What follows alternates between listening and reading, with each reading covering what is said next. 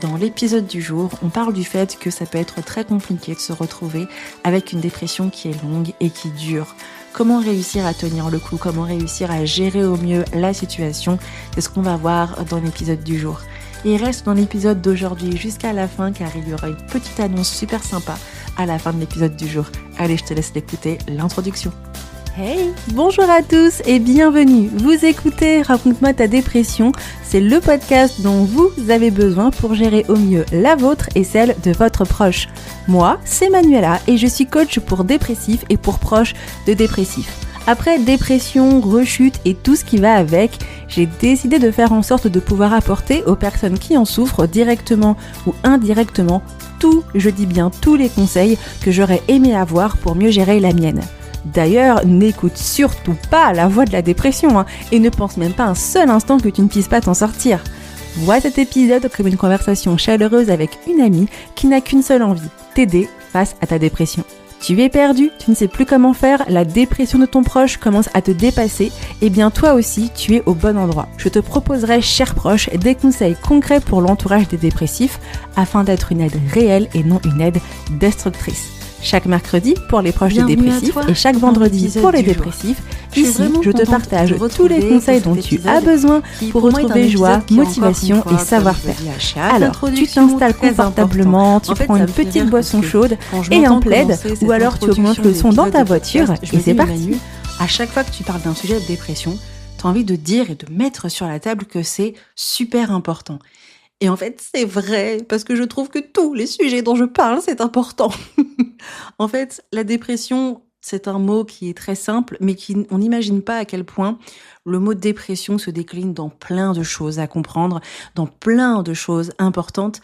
Et c'est vrai qu'à chaque fois que je commence l'épisode, je dis que c'est important, mais parce qu'en fait, la dépression, c'est un sujet qui est tellement vaste, en fait. Beaucoup de gens pensent que la dépression, ça se résume qu'à une seule chose, alors qu'en fait, ça se résume à de nombreux points. Par exemple, commençons le thème du jour. Aujourd'hui, j'ai envie de te parler d'un sujet qui pour moi est important pour t'aider, surtout beaucoup t'encourager. Si tu as l'impression que tu vis une dépression qui est longue, une dépression qui dure, une dépression qui n'est pas facile. Peut-être qu'actuellement, tu vis une dépression sévère et tu te demandes combien de temps ça va durer. Tu te poses la question en disant, voilà, j'ai mis en place tout ce qu'il fallait, j'ai un thérapeute, j'écoute le podcast, je mets en place les conseils de mon thérapeute et j'ai pas l'impression en fait que ça avance. J'ai pas l'impression de sortir de la maladie, j'ai plutôt l'impression d'être toujours dans une espèce de tempête où mon cerveau est dans un brouillard, une espèce de purée de pois, impossible de sortir de là. Combien je te comprends. En fait, j'ai fait plusieurs dépressions dans ma vie, j'en ai fait 2 majeures, et j'ai fait une dépression sévère qui a duré de 2016 à 2018. En fait, ça a été pour moi une situation très compliquée. Parce que déjà personnellement, la dépression, moi je voulais pas trop croire que j'en avais une, mais à partir du moment où j'ai commencé à mettre en place les bonnes actions, ça n'empêche que la dépression, elle est toujours là et qu'en fait elle te fait douter de absolument tout, de toi, de ce que tu mets en place, de ce que tu fais. Et bien sûr, ce qui est difficile, c'est que c'est long. C'est la longueur en fait de la dépression qui est difficile. La longueur, son intensité, le fait que malheureusement elle nous sape de beaucoup de choses, les problèmes que la dépression apporte aux autres. Quand on a une dépression qui est longue, au début l'entourage est présent, il est aux petits soins, je serai toujours là pour toi. Et puis à un moment donné, toi ça fait 3 mois, 4 mois, 6 mois, 1 an, 2 ans, et on te regarde en disant mais non mais en fait tu devrais peut-être pas aller mieux. Et c'est ça qui est difficile. C'est vraiment de devoir jongler avec le fait que la dépression, c'est long, ça dure longtemps et c'est particulier. Mais crois-moi, tu peux t'en sortir. Je suis la preuve vivante que l'on peut remonter la pente lentement mais sûrement. En fait, c'est vrai, le processus de guérison n'a jamais été linéaire et il n'a jamais été très rapide. Mais c'est possible. Dans l'épisode de podcast du jour, j'aimerais t'encourager à travers cet épisode par rapport au fait qu'une dépression, ça dure longtemps. L'objectif est de te permettre un petit peu de laisser un peu ton cœur se faire chouchouter par ta Manu pour t'encourager parce que une dépression, dépression, c'est long. L'objectif ici, c'est de te montrer ce que tu peux faire pour réussir à gérer au mieux la situation. Ainsi, on va voir ensemble pourquoi une dépression peut durer longtemps, ce qui influence les choses, pourquoi les autres ne comprennent pas et surtout comment est-ce que toi tu peux réussir à mettre en place des bonnes actions et repérer les signes d'amélioration. Sache une chose, hein, tu n'es ni seule, ni faible, ni une mauvaise personne. Tu vis tout simplement une épreuve de vie qui s'appelle la dépression, mais comme toute tempête et comme tout problème qui se passe au niveau de nos nuages, le soleil est toujours derrière et le ciel finit toujours par s'éclaircir. Alors laisse-moi dans l'épisode du jour vraiment prendre soin de toi, t'encourager et te montrer ce que tu peux faire pour réussir à gérer au mieux la situation quand on a une dépression qui dure.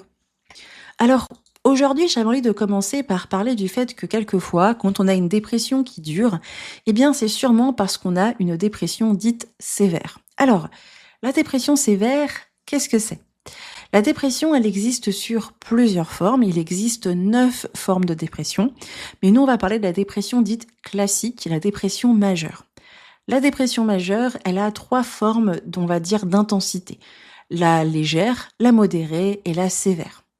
Ainsi, on va définir une dépression qui est soit légère, soit modérée ou sévère par rapport à l'intensité, par rapport à l'intensité des symptômes qui vont être présents, par rapport à leur force et leur impact sur la vie. Ainsi, en fonction de notre situation, en fonction de notre dépression, on va donc définir quelle est l'intensité de la maladie. La dépression sévère, c'est quand tout est compliqué, tu n'arrives pas à te lever, tu n'arrives pas à penser, tu n'arrives pas à manger, tu n'arrives pas à s'occuper de toi, à t'occuper des autres, à aller travailler et tu es vraiment coincé chez toi. Tu n'as aucune force, aucune énergie, incapable de faire du sport, incapable de t'occuper de ta maison et c'est vraiment très difficile. Ensuite, il y a la dépression dite modérée. Celle-ci, elle est différente. La dépression modérée, elle va plutôt être sur le fait que tu as des symptômes de la dépression, mais qui ne sont pas aussi invalidants dans ton quotidien. Tu arrives à aller travailler et à t'occuper de tes enfants. Et la dépression légère, c'est une dépression où on va avoir que quelques symptômes de la dépression qui n'impactent pas trop ton quotidien et qui fait que pour certaines personnes qui ont une dépression légère, il n'y a pas forcément toujours besoin d'un traitement. Souvent, les dépressions qui sont difficiles, ce sont les dépressions modérées à sévères, parce que du coup, on est vraiment très impacté par les symptômes de la dépression. Et ça devient difficile. Je suis pas en train de dire que la dépression légère est plus facile, ce serait vraiment pas du tout vrai. Je connais des personnes qui souffrent de ce qu'on appelle la dépression légère ou la dépression légère chronique qui s'appelle la dysthymie. C'est pas non plus évident. En fait, on a tous plus ou moins plusieurs formes de dépression et la seule réalité, c'est que de toute façon, en fonction de l'intensité, quoi qu'il se passe, on souffre. Mais quand il y a une dépression sévère, c'est une dépression qui est assez particulière et quand elle est longue, cette dépression, elle est difficile. Personnellement, moi, j'ai fait ma 2e dépression, c'était une dépression sévère. Ça a été très compliqué. J'avais une fatigue mentale non-stop, j'arrivais pas à sortir de chez moi. J'ai une fatigue physique, j'arrivais pas à faire beaucoup de sport. En fait, je sais que quand je marchais avec ma famille, mes amis, j'allais me coucher 1 heure après parce que j'étais fatiguée. Même si je faisais des nuits de 10 heures, ça me paraissait insurmontable. J'arrivais pas à envoyer un texto, j'arrivais pas à aller prendre de l'air. J'étais triste, c'était difficile. Et du coup, pendant cette période, j'ai été en arrêt maladie parce que c'était compliqué. Lors d'une dépression sévère, c'est ça qui est difficile, c'est que l'intensité des symptômes, elle est très présente et souvent ça dure un peu plus longtemps. D'une certaine manière, quand on se retrouve dans ce genre de situation, c'est long et ça devient fatigant, ça devient agaçant. Et donc du coup, on se dit mais vraiment, il y a cette souffrance qui est constante, qui est permanente, qui nous vide de l'intérieur et c'est pas de l'exagération, c'est pas de la faiblesse, c'est notre corps en détresse à cause de la dépression. Alors ainsi, tout le monde se pose la question à 25 000 €. Pourquoi une dépression dure aussi longtemps ? Eh bien, aujourd'hui, on a pas mal de personnes qui mettent des chiffres sur qu'une dépression est censée durer 6 mois. On entend beaucoup de gens dire ça. Personnellement, dans les débuts du podcast, je l'ai dit. Donc, il y a des épisodes de podcast où j'ai partagé ces chiffres. 6 mois, 9 mois, etc. Nous sommes aujourd'hui en 2025 et j'ai 5 ans d'expérience en tant que thérapeute dépression. Et là, les chiffres, pour moi, ne sont pas bons. Pourquoi ? Pourquoi les chiffres ne sont pas bons ? Parce que c'est moins de 6 mois, c'est plus de 6 mois. En fait, moi, ce que je trouve un petit peu bizarre, c'est qu'en fait, ces 6 mois sont les chiffres du fait qu'on se sente mieux après avoir pris des antidépresseurs. Ces chiffres-là sont les chiffres souvent après la prise d'antidépresseurs. Et du coup, quelquefois, c'est un petit peu un faux espoir. On se dit, je vais prendre un traitement, et au bout de 6 mois, la dépression, c'est fini. Que nenni, pas pour tout le monde. En fait, c'est là où c'est difficile parce que la dépression, eh bien, ça dure un temps qui appartient à la personne qui est touchée par la dépression, même si elle prend les antidépresseurs. En fait, ce qu'il faut savoir, c'est que l'antidépresseur apporte énormément. C'est un traitement qui est vraiment important face à la dépression. Mais les gens, ils oublient quelque chose. C'est qu'en fait, on a l'impression que nous, notre dépression, elle dure parce que à partir du moment où on a commencé la dépression et le moment du diagnostic, il y a toujours un temps de battement. C'est-à-dire que il y a pas mal de personnes, peut-être que c'est ton cas, moi ça a été le mien, on prend du temps à aller voir le thérapeute. Ainsi, quand on comprend pas vraiment ce qui nous arrive, on met du temps à chercher de l'aide. On va minimiser, on va culpabiliser, on va dire ça va aller, puis après ça ne va pas, ça passe pas tout seul, c'est la galère, et du coup on met du temps à prendre le traitement. Ensuite, il y a le traitement en lui-même. La plupart du temps, moi ça a été mon cas, on n'a pas forcément tout de suite le tout premier traitement qui marche, le tout premier antidépresseur.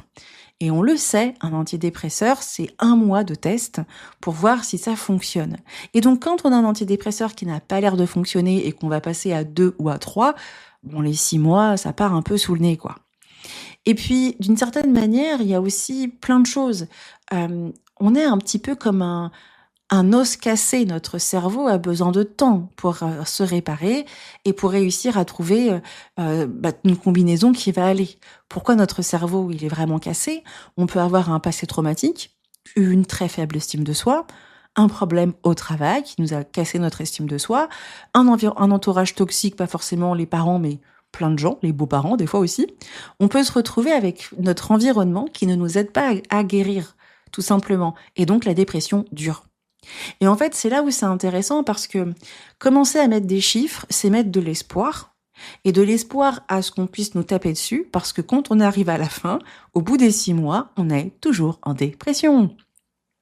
Et c'est là où moi je fais très attention maintenant de ne plus donner de date. Parce qu'en fait, moi j'ai vu de tout. J'ai aussi bien vu des gens en 2 mois, c'était terminé. J'étais jalouse. Ah franchement, ce cas-là m'avait choquée. J'avais la jalousie. J'étais là, c'est pas juste. Pourquoi moi j'ai pas une dépression qui a duré 2 mois? Donc vraiment, il y a des cas de dépression où les gens très rapidement vont aller bien. Mais la plupart des moyennes, on n'est pas toujours sur 6 mois, quoi. Et en fait, c'est là où c'est important parce que on va beaucoup se focaliser sur la durée. Mais attention, nous savons que la dépression est une maladie qui vient toucher des parties particulières de notre corps. La dépression, en fait, elle est touchée tout simplement par ce qu'on appelle les neurotransmetteurs. Ces petites molécules, en fait, qui nous permettent de passer l'information d'un neurone à un autre. Et ce qu'on sait, c'est que les neurotransmetteurs, pas antidépresseurs, mais nos chers neurotransmetteurs, malheureusement, ne fonctionnent plus correctement. Et puis, il n'y a pas que les neurotransmetteurs. On va avoir aussi le fait que l'amygdale, qui est cette petite structure au cerveau qui détecte les dangers et qui déclenche les émotions fortes, est souvent ce qu'on appelle en hyperactivité. Ainsi, elle amplifie les émotions négatives et rend plus sensible aux critiques, aux échecs et aux mauvais souvenirs. Ensuite, on a notre cortex préfrontal qui, lui, est le régulateur des émotions. C'est la partie qui prend le recul et qui aide à gérer les émotions. Avec la dépression, il est bien moins actif. Ainsi, il empêche de calmer les pensées négatives et relativiser tout simplement la situation. Ainsi, si l'amygdale envoie trop d'alertes négatives et le cortex préfrontal n'arrive pas à se calmer, une personne qui est en dépression ressasse ses problèmes, voit tout en noir et a du mal à retrouver du plaisir et de l'espoir. En prenant juste ça en compte, on se rend bien compte que ça va mettre beaucoup de temps à ce que notre cerveau puisse retrouver son équilibre, sans parler de nos traumatismes personnels. Ainsi, la dépression, c'est pas juste travailler un simple mal-être, c'est aussi reprendre du temps pour nous.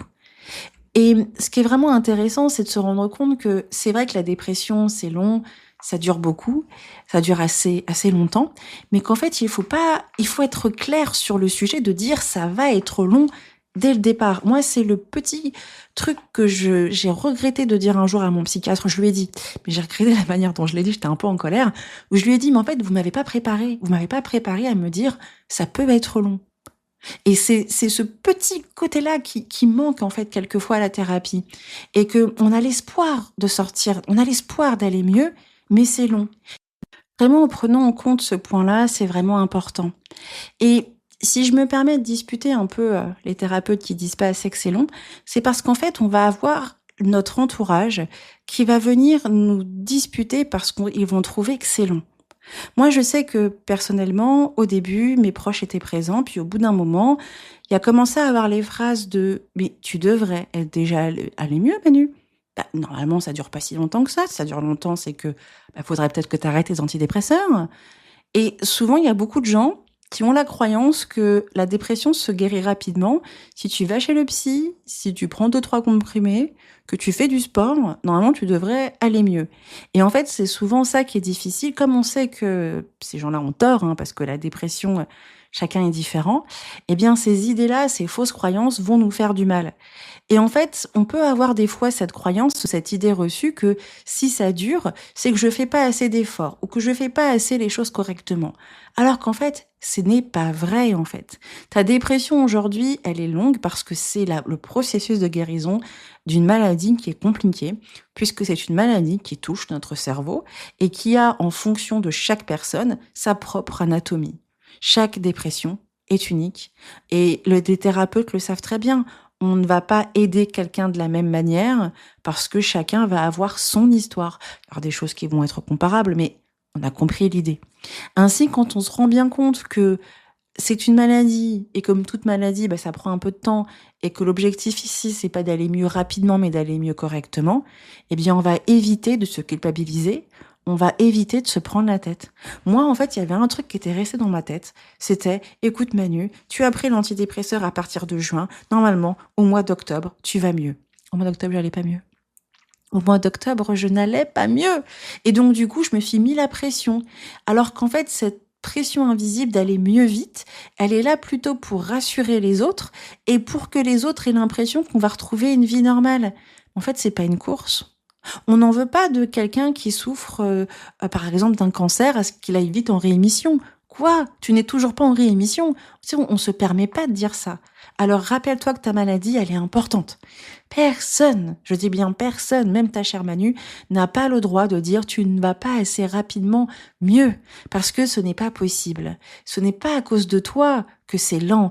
La dépression est une maladie particulière qui demande un travail spécifique et ce travail est long parce qu'il touche notre cerveau et que nous n'avons pas forcément 100% la main dessus. Ainsi, quand on se retrouve dans cette situation, on peut être très vite être découragé. Manu, pourquoi c'est long? C'est nul. Je sais. Et en fait, je vais dire quelque chose, si tu veux, que vraiment qui est important. Tu as le droit d'être découragé. Vraiment. Quand on a une dépression qui dure, qui s'éternise, c'est normal de se sentir fatigué, de perdre espoir et d'avoir l'impression que ça n'arrêtera jamais, en fait. Il y a des jours où, en fait, tu penses faire un pas en avant et puis le lendemain, t'en fais 3 en arrière. Et tu te demandes, en fait, si tu vas t'en sortir un jour. Franchement, sache que c'est normal. C'est normal d'avoir la sensation que tu es face à un tunnel sans fin, sans lumière, sans sortie. Mais tu sais quoi? Même les tunnels les plus sombres, eh bien, ils ont une porte de sortie et cette porte de sortie, elle est présente. Si tu te sens découragé parce que c'est long, c'est normal. Ça veut surtout pas dire que t'es faible. En fait, ce qui est important, c'est que te battre face à la dépression, forcément, c'est pas évident. Pourtant, c'est bravo parce que tu te lèves chaque matin, même si t'as pas envie de faire les choses, même si c'est difficile, et ça, c'est énorme. Ainsi, une dépression, ça peut durer longtemps, et ça, c'est normal que ce soit pas facile, mais t'as le droit, en fait, d'être un petit peu découragé et de te rendre compte que c'est long. Bien sûr, tu es en plein milieu du processus de guérison, et ce processus, en fait, même si c'est difficile, tu avances toujours. Et c'est là où la thérapie peut vraiment beaucoup t'aider. Ton thérapeute peut avoir vraiment la sensation de pouvoir te dire, regarde, là tu as réussi à avancer sur tel point, là tu avances sur telle chose, et ça c'est réconfortant. Alors quand tu sens que t'es découragé, à part écouter le super podcast de ta Manu, bon c'est une blague, n'hésite pas à en parler avec ton thérapeute. Ne sois pas découragé tout seul. Le fait d'en parler avec ton psychologue, ton psychiatre, ça te permet à toi aussi de pouvoir avoir le soutien dont tu as besoin. Personnellement, je savais que j'avais du mal à dire à mon psy que j'étais découragée ou que j'étais un peu pas très très bien. Ça, c'est mon histoire personnelle. Mais à partir du moment où je me suis rendu compte que je pouvais le faire, bah, ça m'a fait vraiment beaucoup de bien. Aujourd'hui, quand j'ai des clients qui viennent me voir et qui me disent, bon, je suis découragée, ils ont droit à une séance où Manu a fait la fofolette pendant 1 heure. Et l'objectif, en fait, c'est juste d'encourager. On va pas essayer de faire des exercices, d'essayer de travailler sur la blessure de l'abandon, sur comment réussir à refaire du sport, etc. Je vais plutôt leur faire une séance cocooning où l'objectif, c'est juste d'être encouragé. Parce que ça aussi, ça fait partie du processus de guérison, de quelquefois avoir des séances d'encouragement. Alors franchement, surtout, n'hésite pas à en parler avec ton thérapeute, ça peut vraiment t'aider. Maintenant, la grande question qu'on va faire, c'est comment est-ce qu'on peut faire preuve de patience face au fait que la dépression, c'est long. Eh bien, la patience, c'est ton meilleur allié face à la dépression. Mais la patience, elle a Manu. Est-ce que tu sais quelle patience, moi, j'aime beaucoup partager? Eh bien, c'est pas la patience où tu fais rien derrière ton lit, ou tu fais rien derrière ton bureau. C'est la patience active. C'est comme quand on attend un bus, ou un train, ou n'importe quelle personne en termes de trucs extérieurs. Quand on attend quelque chose et qu'on fait rien, eh bien forcément on est concentré sur le fait qu'on fait rien, le fait que c'est long, le fait que ça n'arrive pas. Alors que quand tu attends un bus en regardant ta prochaine série Netflix ou ton meilleur épisode de podcast de Raconte-moi ta dépression, franchement il faut que j'arrête de me faire des autogratulations comme ça. Eh bien en fait ça te permet sincèrement de pouvoir voir que le temps passe. Moi, je me rappelle, j'ai un client que j'ai depuis maintenant une bonne année et qui me dit, mais Manu, j'avance pas, tu te rends pas compte, etc. Et je lui dis, mais en fait, si je te compare, j'aime bien faire ça moi, si je te compare à telle période, rappelle-toi, tu avais tel souci, tel propos, telle situation, bravo, tu avances. Ah bah ok, c'est cool. Bah du coup, comment je fais? Parce que ok, j'avance, mais comment je fais pour gérer la situation? Eh bien, on va se focaliser sur aujourd'hui. L'une des premières choses que tu peux faire, en fait, c'est te focaliser sur l'instant présent. En fait, l'instant présent, ça nous permet, en fait, de ne pas être coincé dans le passé ou bloqué dans un futur qui n'arrivera jamais. Le fait de pouvoir se positionner sur qu'est-ce que je peux faire maintenant pour moi, qui va me faire du bien, c'est un moyen aussi de pouvoir, en fait, patienter. Par exemple, tu peux décider de vouloir te prendre une bonne douche cocooning, d'aller faire un tour dans un spa, d'aller regarder un circuit de voiture, peut-être le tour du Mans, là, je sais plus comment on appelle ça, les 24 heures du Mans. Peut-être que tu as envie de se faire un jeu vidéo. C'est bien de se focaliser sur aujourd'hui, qu'est-ce que je peux faire pour moi? Ensuite, la deuxième étape est d'accepter que le processus de guérison ne sera jamais linéaire. Il y aura des moments où tu iras bien, puis des moments où tu iras pas trop bien. Et des moments où tu iras bien, puis des moments où tu n'iras pas trop bien. Mais à chaque fois dans cette courbe, les moments où tu ne vas pas bien, tu vas un petit peu moins descendre. Et en fait, tu vas continuer à avancer. Il y aura donc des jours lumineux comme des jours sombres. Quand tu as une bonne journée lumineuse, note ce qui est bien, valide cette journée. Quand on dit de se focaliser sur l'instant présent, c'est pour être sûr que quand il y a les moments de haut, tu vas les réceptionner. Et ça va être ton carburant face aux moments de bas. Ensuite, un point que moi je trouve très important, que je me force à faire, c'est de te parler comme si tu parlais à un ami.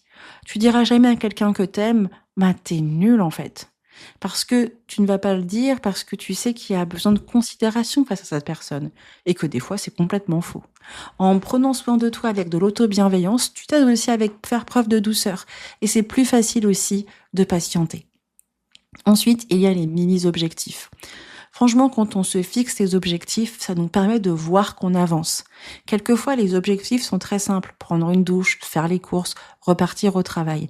Mais quelquefois, ça va être de sortir dans la journée, d'aller prendre un chocolat, peut-être d'aller voir quelqu'un, ou alors d'aller voir un collègue pour parler de tout et de rien, ou alors de peut-être planifier un week-end avec ses amis, le fait de peut-être décider avec le thérapeute de changer le traitement.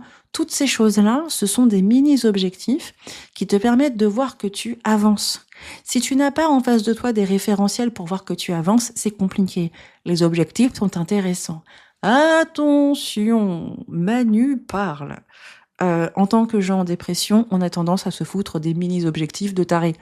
L'objectif, c'est dans 3 semaines, j'arrête l'antidépresseur. Non. Ou alors pareil, dans 3 jours, je cours le marathon. C'est pas possible. On se rappelle qu'on a nos limites. L'objectif, ça s'appelle des mini-objectifs. Et des objectifs qui sont smart, qui sont adaptés à nous et qui vont être intéressants. Ainsi, comme le conseil que je partage à tous les gens que je peux entendre, quand tu veux te créer un mini-objectif, tu en parles avec ton thérapeute. J'aimerais me fixer des mini-objectifs. J'avais l'objectif peut-être de pouvoir arrêter l'antidépresseur dans 3 semaines. Qu'est-ce que vous en pensez? Alors écoutez, cher monsieur, je pense que le premier objectif que vous pourriez tout simplement vous fixer tout doucement est de pouvoir sortir et de marcher autour de chez vous. L'antidépresseur, nous verrons un peu plus tard. Et ça, c'est intéressant parce que quelquefois, c'est important de dire ce qu'on pense vraiment parce que le thérapeute va se rendre compte que, mais en fait, vous êtes en train de vous foutre une pression monumentale. Ah bon, j'ai pas l'impression. Mais vous êtes perfectionniste? Je pense. On va donc travailler votre rapport à l'échec. Et là, en fait, c'est super intéressant. Vraiment, quand on se livre au thérapeute, qu'on parle de nos craintes, de nos peurs, on donne aussi de la matière à moudre au thérapeute, qui du coup, d'une certaine manière, va pouvoir aussi comprendre ce qui se passe. Ainsi, quand on fait preuve de patience, quand on est actif face à la dépression, ça permet de tenir le coup, même quand c'est long. Personnellement, j'ai vraiment beaucoup pleuré quand j'étais avec la dépression. C'était long, c'était lent, ça a duré longtemps. Ça a duré presque 2 ans, plus de 2 ans, où je me disais, mais je vais jamais y arriver. 2 ans où j'étais pas capable de sortir de chez moi, aller travailler, c'était une catastrophe. Vraiment, ça a été très long. Mais aujourd'hui, l'expérience que j'ai me permet de me rendre compte que je m'en suis sortie et que je sais que c'était difficile, mais que c'est entièrement possible de réussir à s'en sortir. Si tu te retrouves dans cette situation et que tu es un petit peu découragé, j'ai une petite annonce à te faire. Alors, il y a maintenant 1 an, j'avais arrêté le programme de l'Académie My Daily Pression, qui était un programme de groupe de parole pour apprendre à travailler les méthodes des 5A. Pourquoi est-ce que je l'avais arrêté? Parce que tout simplement, j'étais très dépassée à cette période et j'avais besoin un petit peu de me réapproprier ce programme et je pouvais pas le faire en ayant des personnes dans ce programme. Ainsi, pendant cette année, je l'ai laissé un petit peu de côté, mais je sais que vous avez été nombreux à me demander de le réouvrir. Ainsi, voilà pourquoi je t'annonce aujourd'hui, en ce 11 avril, au moment où le podcast sera diffusé, l'ouverture de Power of Depression. C'est un espace que j'ai imaginé pour les personnes qui souffrent de dépression, pour qui c'est long, pour qui c'est difficile. C'est un espace pour poser ton fardeau, pour retrouver un peu d'air, de clarté, de réconfort. Alors, pas de recette magique, mais du 100% menu, avec des outils concrets et des outils qui sont à disposition. C'est quoi ces outils concrets? Tout simplement l'apprentissage de la méthode des 5A à travers les outils que je partage aux clients qui travaillent avec moi par rapport à ma thérapie. L'objectif, en fait, c'est de travailler sur ces 5 étapes en utilisant des outils de la TCC, de l'ACT, des outils de la PNL et plein d'outils, en fait, divers et variés pour travailler sur la dépression. Alors, Power of Depression, ce n'est pas une thérapie, mais c'est un outil complémentaire à la thérapie. Du coup, c'est un outil pour avoir tous les jours de l'encouragement. J'y ai créé un outil pour avoir des messages quotidiens, pour t'encourager, pour mieux gérer le creux de la vague, avec un groupe de parole tous les 15 jours pour pouvoir s'encourager. Un groupe de parole qui est en ligne, où on peut discuter avec tout le monde, où on n'est pas obligé de mettre sa caméra, on peut juste parler dans le chat et discuter. C'est vraiment un outil qui est très simple et qui a été rouvert en ce début de semaine. Vraiment, j'y ai proposé toute mon expertise et je le fais en sorte qu'il soit à disposition de tous. C'est un programme qui était disponible en abonnement, ce qui fait que c'est un abonnement mensuel que tu peux annuler sans engagement à chaque instant. Je sais qu'on a quelquefois besoin de certains trucs et des fois on en a moins besoin. Voilà pourquoi ce sera toujours un abonnement mensuel. Sache que Power of Depression, c'est ce que moi j'aurais aimé avoir quand je sombrais dans la dépression. Et aujourd'hui, je te le propose cœur à cœur. Il est différent de l'académie puisque du coup, il y a encore une année d'expérience en plus et je l'ai fait différemment. En fait, je l'ai fait en pensant aux clients que j'accompagne et plus juste en lien avec ma méthode des 5A. J'ai été plus loin là-dessus. Donc voilà, je te partage Power of Depression. Sache que si tu souhaites t'inscrire, le lien est dans les notes de cet épisode ou tu peux tout simplement aller sur le site www.mydailypression.com. Je vais pas y arriver. www.mydailypression.com/power et tu vas pouvoir t'inscrire si tu le souhaites. Si tu as la moindre question ou le moindre doute, tu ne sais pas trop si ce programme est fait pour toi ou pas, envoie-moi un email à l'adresse contact@mydailypression.com et je me ferai une joie de répondre à toutes tes questions. On a vu beaucoup de choses dans l'épisode du jour, n'est-ce pas? C'est pas facile d'être face à une dépression qui est longue, qui peut être des fois sévère et qui peut être difficile. La dépression sévère, cette maladie qui est là parce qu'elle a une intensité de symptômes très forts, eh bien, peut rajouter de l'amertume à une dépression longue. Après, on peut avoir une autre forme de dépression qui est longue, nous sommes d'accord. Mais souvent, ce qu'on oublie, c'est que la dépression est une maladie qui vient toucher notre cerveau, notre cortex préfrontal, l'amygdale, et qu'en fait, tout ce système demande du temps pour travailler dessus. La dépression, elle vient aussi prendre ses racines dans notre histoire personnelle, notre parcours de vie, nos traumatismes, et quelquefois, on n'est pas forcément toujours conscient que l'on peut en avoir. Ainsi, c'est vrai que c'est long et que c'est difficile, mais qu'aujourd'hui, il faut pas être dupe de ce sujet car la dépression prend du temps. Maintenant, ce qui est important, c'est de savoir que quand ça prend du temps, c'est pas parce que tu fais pas assez d'efforts, mais parce que c'est le processus de guérison. Tu as le droit d'être découragé si ta dépression, elle est longue et qu'elle n'avance pas. C'est entièrement normal parce que on a la sensation d'être nul, de ne pas être à la hauteur, alors qu'en fait, c'est normal. Ce découragement montre que tu es humain et que tu as un cœur et que c'est normal que ce soit difficile. Comment réussir à faire preuve de patience par rapport à la dépression? Déjà, la première étape est d'accepter les hauts et les bas. Le processus de guérison n'est pas linéaire et il y aura des jours qui seront lumineux et des jours plus sombres. Ainsi, en te focalisant sur l'instant présent, ça te pourra te permettre en fait de voir dans ces moments où tout va bien que tu peux réussir à t'en sortir.